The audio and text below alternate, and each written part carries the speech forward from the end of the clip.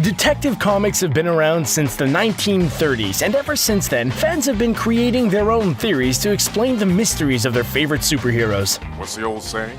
Believe half of what you see. And none of what you hear. While some outlandish theories can be dismissed right away, others can actually make a whole lot of sense. Some fan theories have even been used to write future storylines. Who knows? Maybe one of these theories will be next. But first, show your support by hitting that subscribe button. To everyone who's already subscribed to CBR, give yourselves a crisp high five. You've earned it. You want my opinion? You need to lighten up. 7 Justice League members. Justice League is coming to theaters soon, and it's bound to be one of the best DC movies ever. But even if it's not, it can't be worse than Batman v Superman. The stage has been set to have some of the most iconic heroes join forces to defeat evil. The characters that have been confirmed so far are Batman, Wonder Woman, The Flash, Aquaman, Cyborg, and Zombie Superman. Come on, you didn't really think he'd stay dead, did you? It's quite the team of heroes, but Justice League fans will notice that there are a couple of names missing from the original roster. Cyborg is not an original member, and instead there were 2 other heroes that made up the team. Martian Manhunter is one, and the other has already had his turn running a franchise into the ground, Green Lantern. Although neither of these characters have been confirmed, it's possible that one of them will make a surprise appearance. When Aquaman was first revealed, he came along with a tagline that read, "Unite the Seven." That tagline was done away with, but now it's popped up somewhere else. The official soundtrack for the film was leaked, and one of the songs featured on the album is titled Unite the Seven. Has Oa been cleared out? Not a lantern left on it. Green Lantern is a villain. If we lend credence to the rumors and theories about a 7th member in the Justice League film, it's pretty safe to say that the final member will be Green Lantern. Why? Casual audiences have no idea who Martian Manhunter is. So rather than having to go through a long origin story, it would probably be a whole lot easier to throw in a character people already know. But why make Green Lantern a surprise? Couldn't they have just shown him with the rest of the group? In one of the trailers for the film, Steppenwolf states that there are no Kryptonians or lanterns protecting the Earth. The Kryptonian he refers to is obviously Superman, who was protecting the Earth until he died a horrible, painful death at the hands of Doomsday. But what about the Lantern? We haven't seen one so far. But since he mentions the Lanterns, we know they exist, and there's typically at least one guarding Earth. So what happened to Earth's Lantern? And why does Steppenwolf know that Earth doesn't have one? Could it be that Steppenwolf turned him into a parademon? Or maybe Earth's Green Lantern turned red or yellow and he's fighting with Steppenwolf? In any case, you can be sure we're gonna find some kind of lantern in the film. Figure it out for yourself. Robin!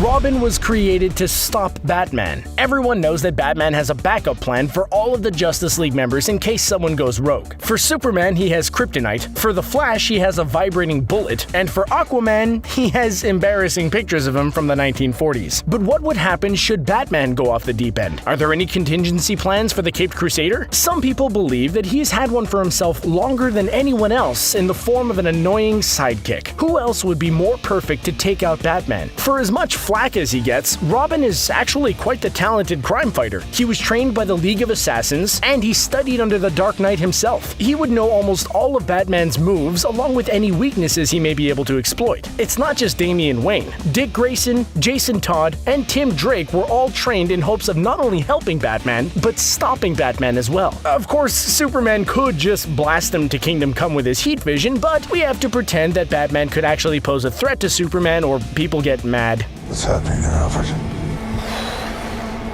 How best to describe it? Nightmare proves the multiverse. Whether you loathed it or kind of thought it was okay, Batman v Superman had a number of issues with it. One unexplained anomaly was Batman's nightmare sequence. First, he's attacked by a bunch of Superman's henchmen, then swarmed by parademons, then a not-so-happy Superman puts a hole in his chest, and Bruce Wayne wakes to find the Flash screaming at him in riddles. Either our masked vigilante had some pretty intense drugs before going to sleep, or these dreams aren't dreams at all, but visions. It's safe to say that they have some sort of significance, but the debate on what that true meaning is wages on. The obvious assumption is that Batman was seeing a vision of the future should Superman suddenly flip his lid, but one theory suggests that it's not the future at all, and instead an inside look at what's going on in the DC multiverse. In an alternate universe where Batman fails to save Clark's mother and Lois dies as well, Superman changes his ways of thinking and decides that all criminals don't deserve to live. He becomes an evil dictator and rules the world with a steel fist, forcing the would-be Justice League to follow him or die. The Flash we see is from that universe, warning Batman that if Lois dies, all hell breaks loose.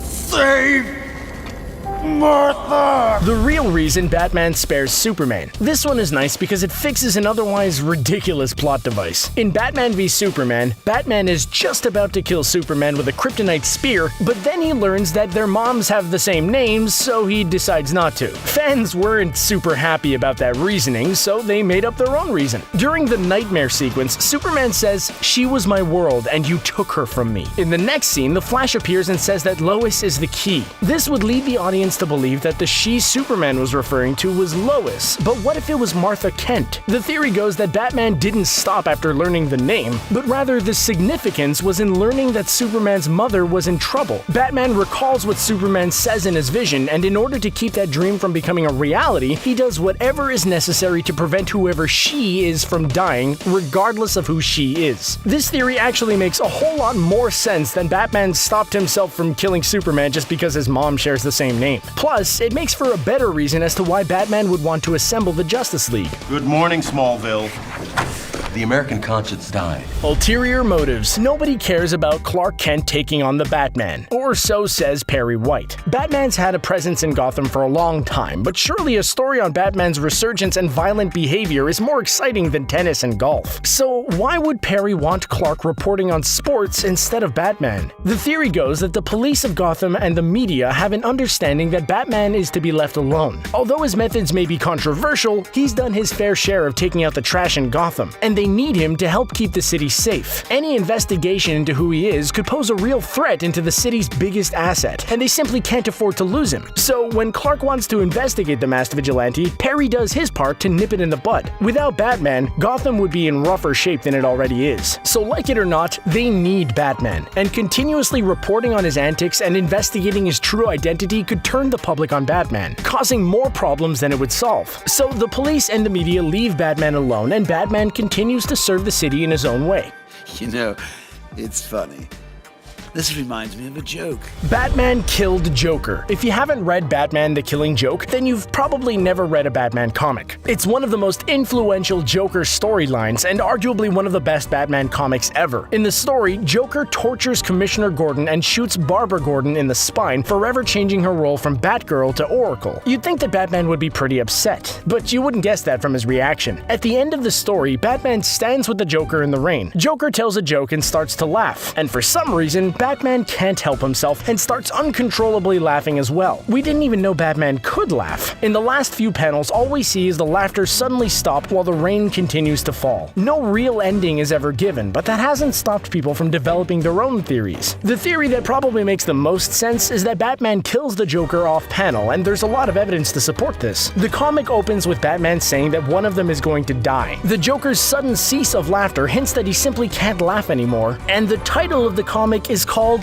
The Killing Joke. The world only makes sense if you force it to. Worse for wear. There's no denying that the Batman we see in Batman v Superman is a little worse for wear. He's still in tip-top shape mentally and physically. Psychologically, well, he drinks heavily, he brands his victims, and he suffers from narcolepsy, so you tell me. We can't blame him. He's been around for quite some time, so he's probably seen some pretty nasty stuff, including the death of the second Robin, Jason Todd, whose suit we see on display in the Batcave. But as someone who builds his whole life around fighting fears and villains alike, you'd think he would have a better grasp on things. But maybe it's not a case of PTSD and more a symptom of something else. We know he's gone up against the likes of Joker, Harley Quinn, and Deadshot, so it stands to reason that he's been up against many other villains like Penguin, Two-Face, and Bane. But of all of his villains, there's really only one that could leave a lasting impression on his psyche, and that's Scarecrow. The theory goes that Batman's nightmares and torment don't stem from his years of crime fighting, but rather prolonged exposure to Scarecrow's fear gas.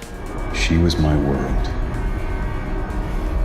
and you took her from me. Injustice. For those of you who haven't played Injustice 2 yet, play it. It's phenomenal. Not only is it a solid fighting game, but the storyline in the game is just as good as any DC comic book. It continues from the events of the first game, Injustice: Gods Among Us, and tells the story of villains and heroes coming together to stop Brainiac. But what we're really interested in is what happened in the first game. The heroes and villains we know and love are transported to an alternate universe. They come to find out that the Superman in that universe kills Joker for tricking him him into killing a pregnant Lois. He became a ruthless tyrant and created a regime where he eliminated crime by killing anyone who went against the rules. Those heroes who opposed Superman were forced to live in secrecy until they could find a way to stand up and revolt. Sound familiar at all? The nightmare sequence in Batman v Superman could very well mirror this storyline. During the dream, we see Batman secretly trying to acquire kryptonite, henchmen from Superman's regime, an enraged Superman who casually kills others, and Kal-El blaming Batman for the loss of a loved one. Who knows? Maybe the next major villain in the DCEU is Superman.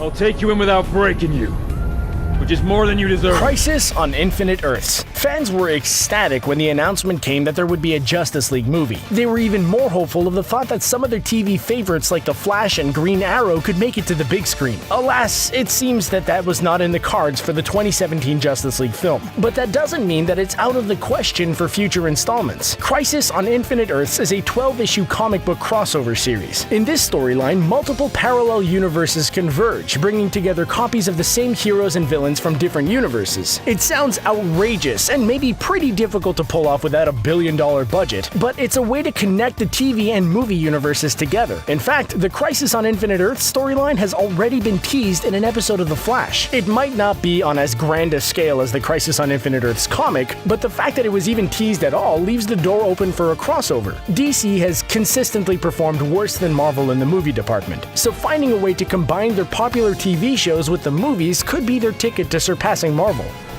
Ding dong. The god is dead. There are some outlandish theories out there, but when you find some that make sense, you can't help but wonder what might be true. Do you know any DC fan theories? Tell us about them in the comments below. Be sure to include any of your own harebrained ideas as well. Brownie points for whoever has the craziest theory. Don't forget to leave us a like, subscribe to CBR if you haven't already, and thanks for watching.